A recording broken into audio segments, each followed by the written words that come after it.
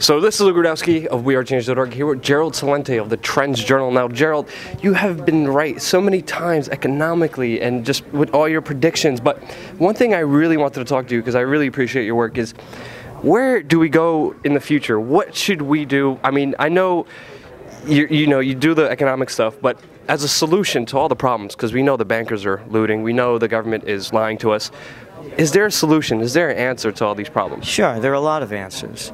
Number one is you have to break up the gang. People like to call them the Republicans and Democrats, but they're the Bloods and the Crips. They're murderers and they're thieves. They start wars and kill innocent people, and they steal our money. And when you look at the Founding Fathers, they were all opposed to this. Yep. And so we have to break that up. And the other thing we have to do is put back in place things that worked before, the restoration of America.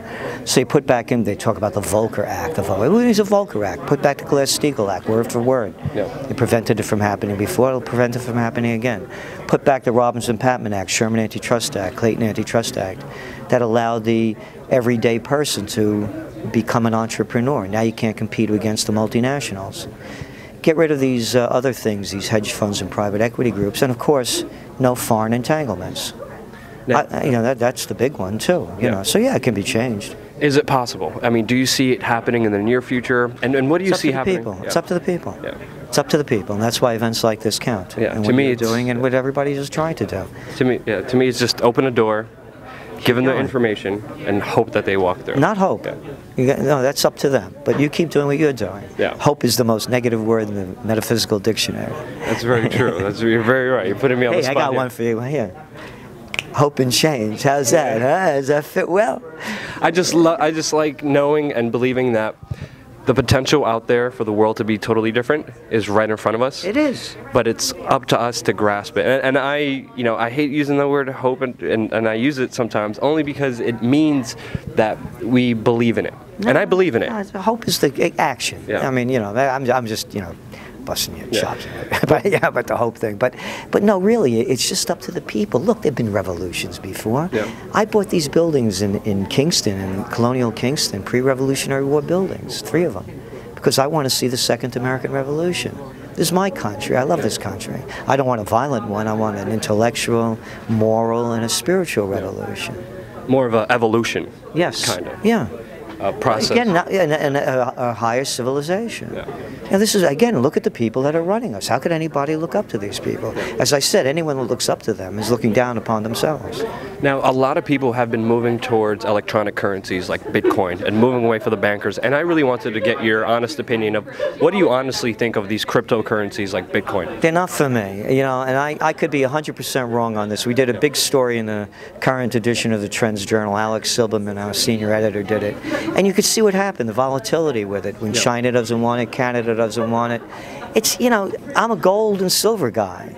I want things based on that. They're going to see more digital monies coming into the system. I think Bitcoin's not the last one. We have new ones coming in already. So they're not for me. But again, I'm not telling people what to do, and it's not one of the things where I say, look, I'm really sure about this. So that's why I leave it, because I just don't know, but it doesn't sit right. I remember the dot-com bubble crash of the late 1990s, and this has a flavoring of that to me. Are you sure about anything coming this year in 2014? Well, you never know, there's so many wild cards on the deck. But as the economy, we're looking for some real turbulent economic times by, I'm going to say, before the end of the second quarter of 2014. They're going to taper again. And when that happens, you're going to see the world equity markets, particularly the emerging markets, you're going to see money sucking out of them. It's already happening. And what they're going to end up doing is they're going to come up with a new scheme for stimulus. They'll call it something else. They got Janet Yellen in, they can make up a new name. So I think there's going to be some real big problems. China's having a load of problems too. They have I love it, they call it shadow banking. In the Bronx, we used to call them loan sharks. Yeah, and something like 50% of all the lending going on right now, and they got a real estate bubble going on. It's coming from the shadow banking, and then you have the same thing in the ECB. Interest rates are at record lows, so they're going to have to do something to change this. So Now, my last question is, it's more of a personal question.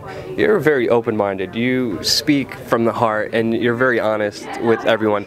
What made you the person that you are right now? I know you had a very illustrious career. I know you did so many different things, but what was it? Was there one moment or one thing in your life that just snapped and changed you and made you the person you are right now? What the beginning line was, I used to be a chief government affairs specialist for the chemical industry in D.C. Wow. Yeah, 28 years old, I was staying at the Willard Hotel and putting on my meetings at the Hay Adams.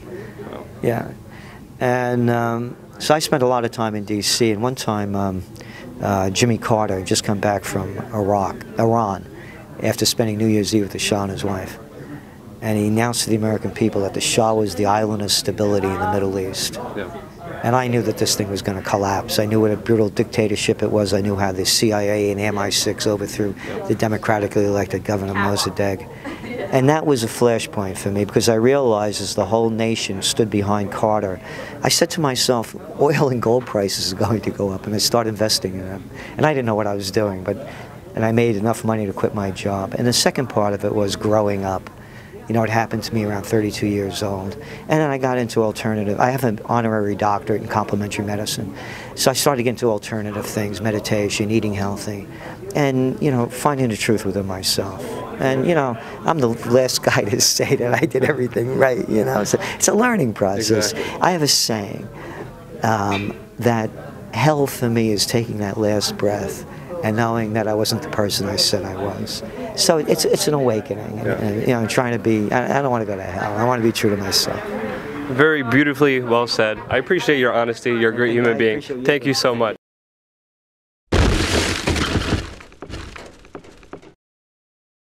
I'm here with Mark Dice and Adam Kokesh, and I decided to take them outside the Central Federal Reserve Banking building here in Washington, D.C. And whenever you come here and you take out a video camera, the police run at you like rabid dogs. Whatever the cost, we need to fight for that freedom and value. I can no way refuse to do that, to jump in there anymore.